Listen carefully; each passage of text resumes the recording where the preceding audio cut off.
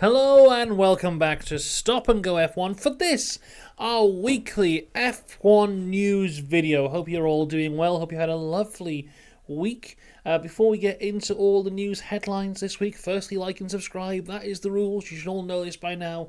You gotta like and subscribe. Secondly, there was a video that went out on the channel here yesterday all about everyone's favourite man, Jos Verstappen, and how his career influenced the way he treated Max Verstappen and how that made Max Verstappen a better driver, but also made Jos Verstappen maybe a worse father. Anyway, the whole thing is explained within the video. So once you're finished here, go check that one out. So, the news that we got to talk about today, strangely, and this is completely by accident, has a theme. Because mostly, they're all news stories that will never go away and will never end. So, there's, of course, the Christian Horner situation. We're going to talk on that a little bit more. Then we have a story about how Mercedes can't understand their simulation data, which is a story that's been going on for 3 years. And then we have a story all about Felipe Massa suing F1.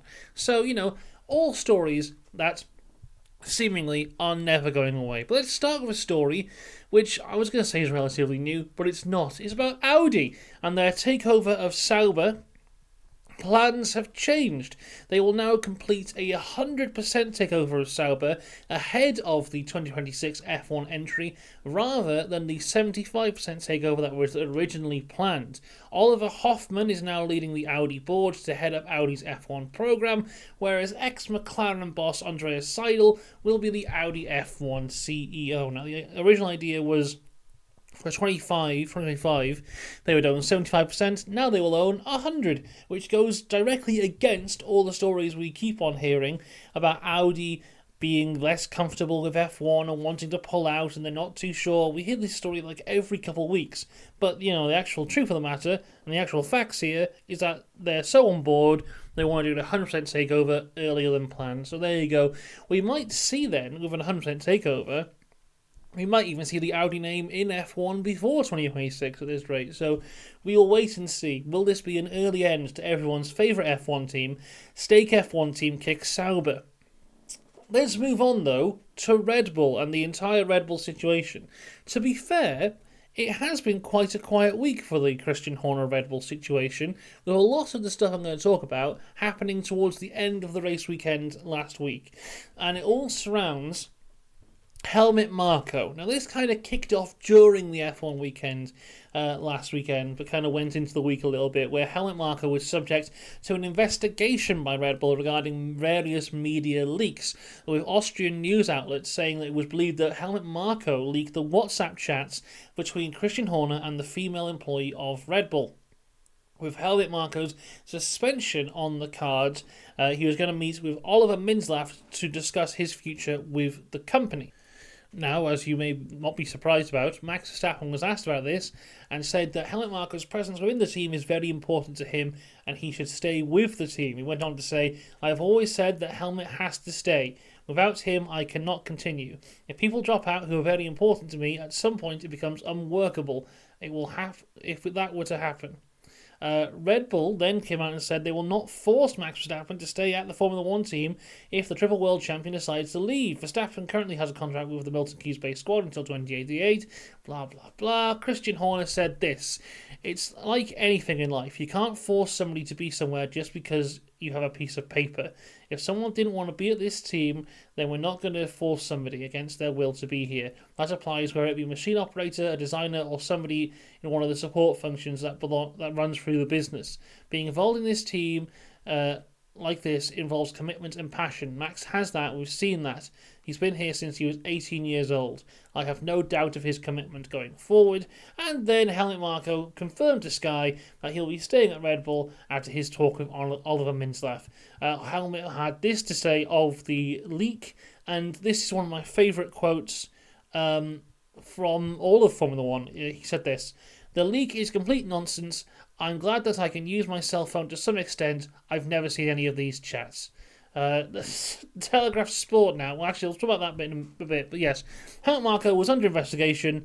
He had the investigation. It turned out that he didn't really do anything apparently, and it's all fine. But meanwhile, Max said if Helmet left, he would leave, and Christian went, "Well, you know where the door is," and then apparently it was all for nothing, and Helmet Marko can barely work his phone. Meanwhile, Telegraph Sport have reported in the last few days that Christian Horner's accuser has now changed lawyers and is planning to appeal the decision. So this story, yet again, not going anywhere and one to keep an eye on. It's all up in the air. It's all very strange. I mean, honestly, the longer this story goes on, the more and more I can't see this ending without Christian Horner leaving, because it just seems like not only is this investigation against him now, but it seems like a lot of people within the team and the Red Bull company are now against him. And, they've got a good thing going at the minute, and it'd be a shame if Christian Horner was to ruin that with things that he'd done. So, yeah, it's still an interesting one. It's still ongoing. I imagine once we get to Australia, we still won't know what's going to happen. If the past is anything to go by, just before any of the sessions in Australia, more news about it will come out, because that seems to be what happens. About an hour before each session, another breadcrumb of news comes out about this story, so keep an eye on that there. I mean, it is Australia, so it's going to be like 2 o'clock in the morning UK time, so I will be in bed for the likes of practice sessions and that. But yeah, probably more on this to come eventually. Let's talk about Mercedes, everyone. So Mercedes apparently were the second worst team in Jeddah's high-speed sections, slower than both Alpine and Williams on the race day. So I was quite surprised by this, because we saw during the race that Hamilton kept Piastri behind quite well. Now, Piastri was faster than the Mercedes in the straights, there's no doubt about that, but he wasn't quite fast enough to make the move. He was like, it must have been like, I think they said 3 kilometers an hour faster in the straights, which wasn't enough speed to pass Hamilton.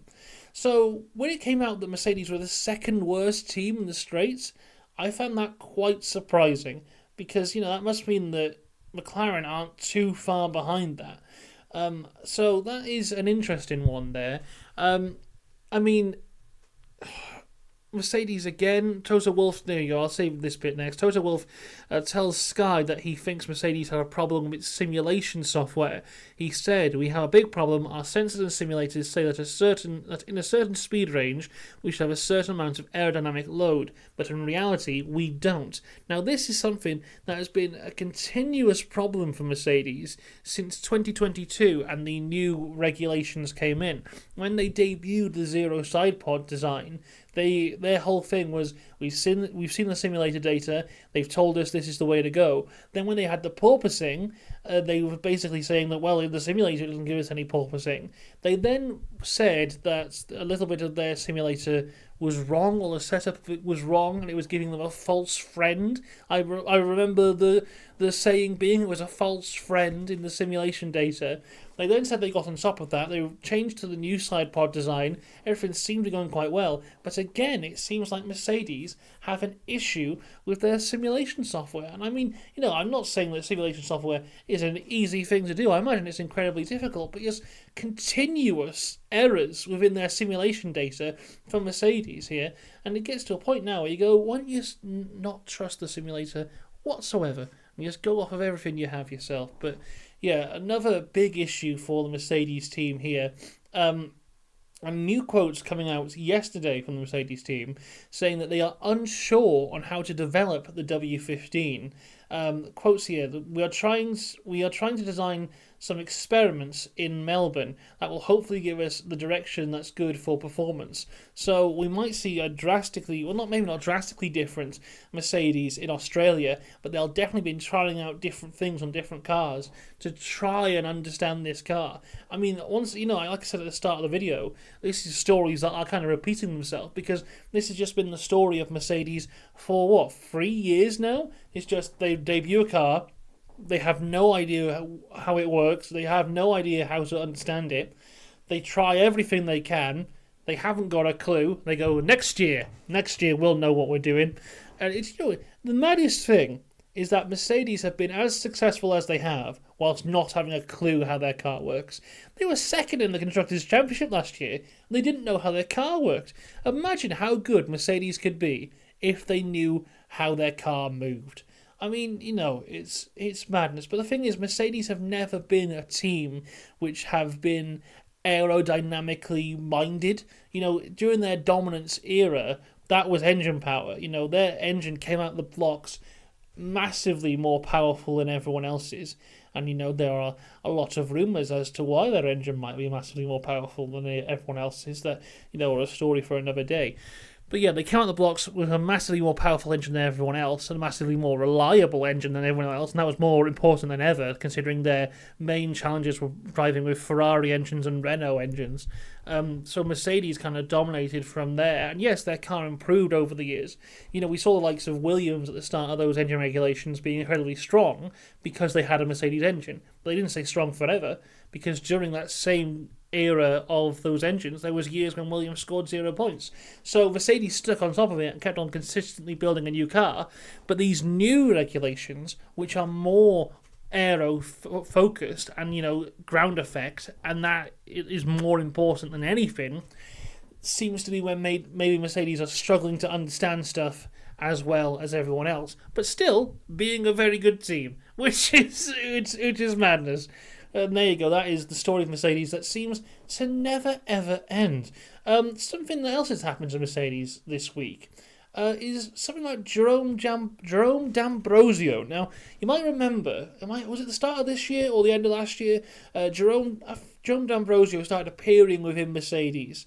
And it was basically him being positioned as a potential guy to replace Toto Wolff in the future. When Toto Wolff decides to step down, as much as maybe James Vowles is being positioned for that, Jerome D'Ambrosio was positioned to that as well. But this is now another turn of the screw for Mercedes here, because he's leaving. He's leaving to join Ferrari, which is just another thing that keeps on happening to Mercedes at the minute. Their biggest guy is going to Ferrari. So prepare to see Jerome D'Ambrosio wearing red relatively soon. And I spoke about James Vowles. Let's talk about his team briefly. There is an agreement, apparently, between James Vowles and Mercedes that if something were to happen which meant that Kimi Antonelli would not join Mercedes, he would then take a drive with Williams up until the point where he could join Mercedes. I mean, I don't think this is a shock to anyone, and I honestly thought this was a possibility since the start of the discussions that Kimi Antonelli would make a move into Formula One. Because I do think, him going straight in the Mercedes seat, as good as he is, might not be the best plan in the world. I mean, even Max Verstappen had a year and a half in a smaller team before moving to the Red Bull, and I'm sure that was incredibly beneficial for him. Also, looking at Kimi Antonelli so far in the F2 Championship, I mean, we've only had 2 races, so who knows what you can take from that. And his driving has been good. I think his overtaking has been incredibly impressive. But we haven't necessarily seen him at the front of the field in F2 yet. And I'm sure we will as the season continues. But from looking at the F2 Championship so far this year, if Kimi Antonelli was not already linked with these rumours and linked with the Mercedes team, I would not be pointing at Kimi Antonelli as a guy to be in F1 next year just yet. But who knows as the rest of the season goes. As I said, only 2 races in, so we'll wait and see. But yeah, I think him being in a Williams for a few years, just like George Russell was, I think that would be more beneficial for him than necessarily rushing into the Mercedes seat, him not necessarily being ready because he's a rookie, having incredibly huge amounts of pressure on him, and then, we see this cycle all the time of rookies coming in, having a lot of pressure put on them. They can't deliver to those high expectations. They get stuck in their own head. Their confidence is gone, and then they have to go. They then leave Formula One. I mean, it doesn't happen all the time. You look at your likes of Piastri and even Liam Lawson last year when he came in. So you never know. We might see that again. But I think if you want lesser risk, the Williams is the right way to go for there. Right, let's talk about Felipe Massa, because this is a story that has been going on for nearly a year now. So, if you want a quick catch-up, basically what happened is 100 years ago in 2008, Felipe Massa was challenging Lewis Hamilton for the Formula One world title. He lost. Anyway, there was a race in Singapore that year which Renault cheated to win with Crashgate. I've got a whole video on it somewhere. You search Stop and Go F1 Felipe Massa, and I'm sure it'll turn up. So yeah, Renault cheated and won. And in that race, Felipe Massa pitted and had an awful pit stop where the fuel pipe wouldn't disconnect and he dragged it down the pit lane and cost him a load of points. You could argue that he wouldn't have been in the pits if it wasn't for Renault's cheating, and they had a massive influence in that race. Anyway, if he had scored 1 point or something in that race, he would have ended up being world champion. The story goes that no one knew that Renault cheated until a year later when the championship had already been decided. Bernie Ecclestone comes out and says, actually, we all knew at the time that Renault cheated, but we didn't want to do anything because we didn't want to interfere with the championship. Felipe Massa's heard this and said, well, actually, you should have interfered with the championship because it cost me a championship, blah, blah, blah, blah. There's been a whole story of will he sue, will he not sue? Well, everyone, he's sued. Felipe Massa has officially sued the F1, the FIA, and Bernie Ecclestone for the results of the 2008 Formula One World Championship.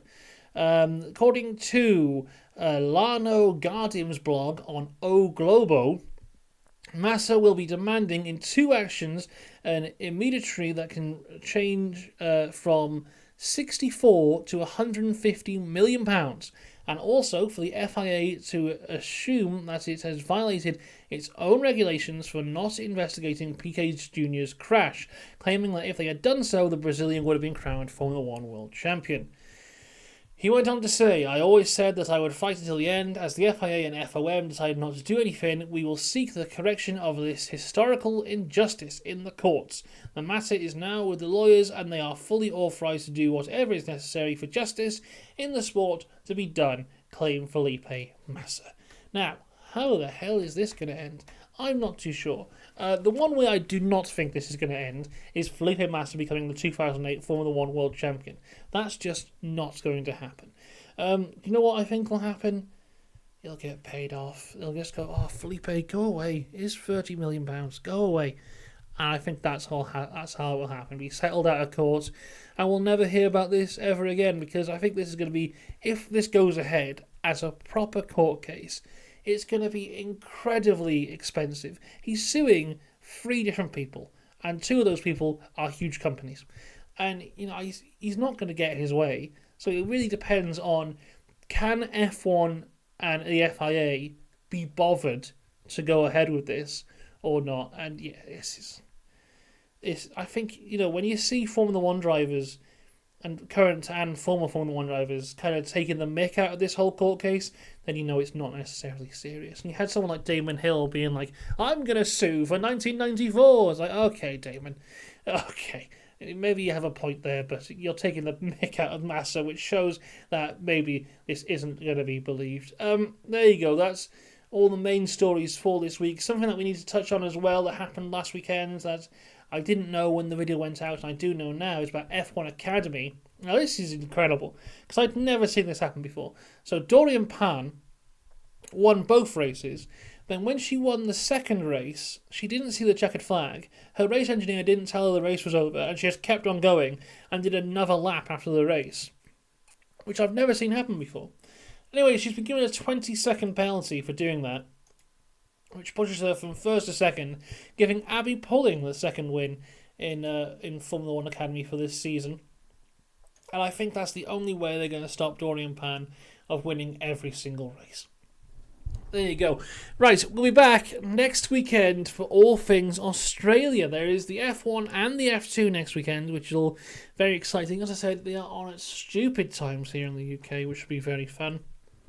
But the biggest news of all heading into next weekend is that it's been confirmed we will see the return of Special Helmet Street here on the Stop and Go F1 channel on the F1 preview. A special helmet has already been revealed. We'll look at that next weekend. As for Ollie Behrman, personally, I don't think he'll be in the car for the Australian Grand Prix. I think Carlos will be back by then. But apparently he has been testing with Ferrari basically all week, getting him kind of prepared if he needs to pull another substitute performance in the Australian Grand Prix. And if he does, I'm sure he'll do very well. If not, he'll be in F2 and maybe he can finally score some points there. So, all of that's to look forward to next weekend. Let me know what you think of all the news in the comments. Like I said at the start, like and subscribe. Watch that Jos Verstappen video, and I'll see you next time. Have a good one. Goodbye.